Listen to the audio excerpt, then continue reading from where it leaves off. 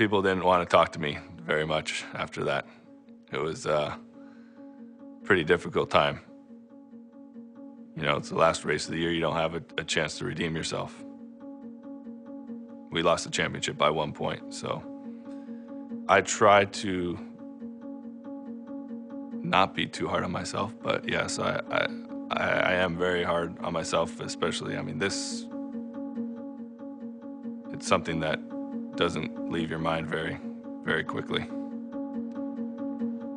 My failure? I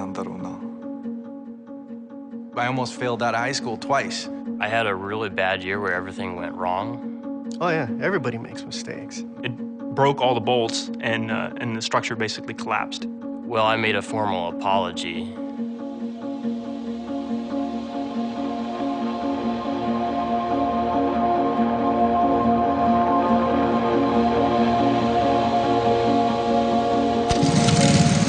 I can remember when I was out at the go-kart track one day, you know, you use a stopwatch and time the lap, and I remember I kept giving myself like 1 second less. Like, okay, was that 41 seconds that time? Was that 40 seconds that time to get around? I like to be able to see the improvement, and with racing, it's very obvious. You know, I can see the direct result of my effort. We're in Homestead, Florida. This is my first IndyCar race, then there was a crash. I don't remember anything, but the car was on fire, and, you know.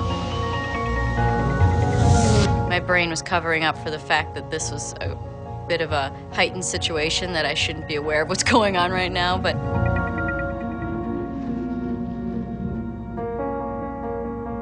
I woke up in the medical center, and there was a bright light above me, and Father Bob is over here to the left, and I've got needles in my arm, and, you know, it's, so that was probably the worst moment.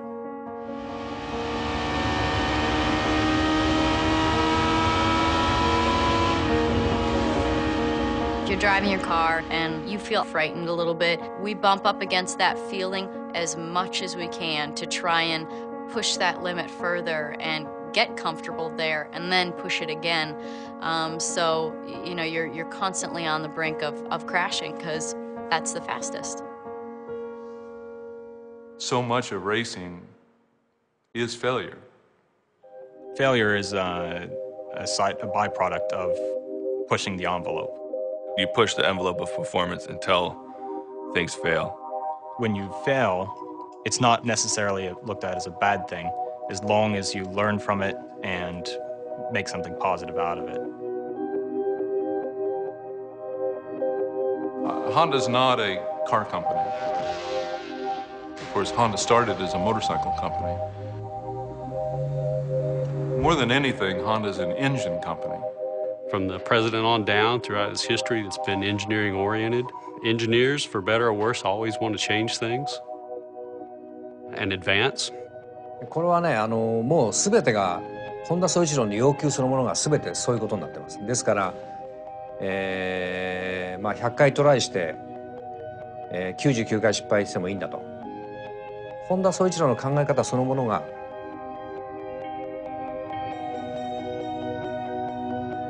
試行錯誤、失敗の連続で、その延長に何回も失敗するとその中に素晴らしい技術があるという、そういう考え方だと思います。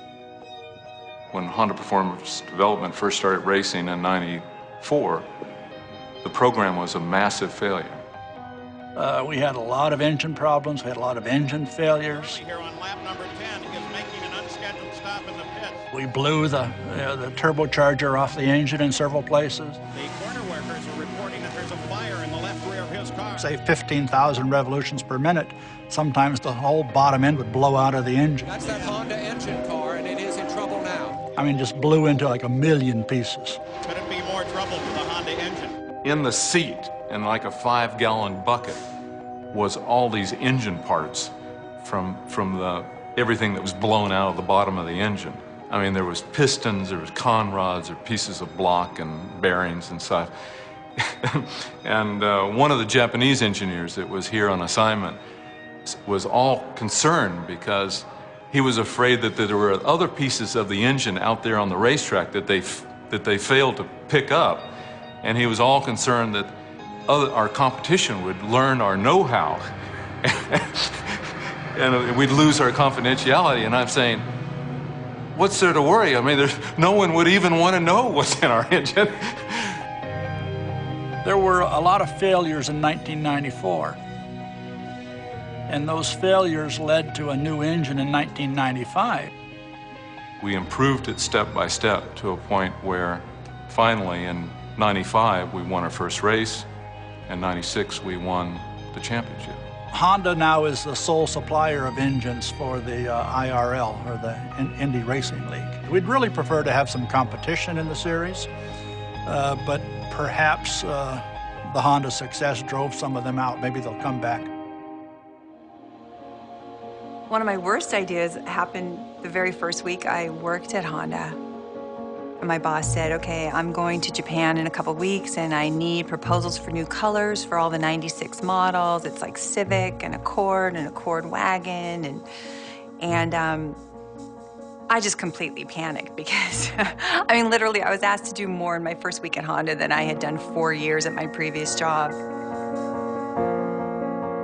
I had been really wanting to do an orange car, really wanting to do orange. And decided, okay, 96 Civic, we're gonna do orange. Really without doing my homework completely, I proposed this color. I get in this big room and it's, you know, sales, engineering, and design. It's the balance of powers where everybody makes the decisions, you know, to see what goes into mass production. And I think they're all looking at this new person, this new designer, thinking, well, maybe we should trust her. So they went ahead and they put the orange into production, and the dealers flipped. It's like, what is this hideous color? It's like, stop production of this immediately. That's okay, right? I mean, if you've got a boss that's telling you to take a chance, and if you make a mistake or fail, you know, just try not to do it again, and try to learn from that. You know, that's a good thing. I mean, you take chances, you know. I think everybody in that room understood they were taking a chance, but they were willing to take that chance. I tell him, well, Edison trying to do the light bulb, and he said, I never failed. It just didn't work 10,000 times. And that 10,001, it lit up. So it's, if you look at it that way, were those failures?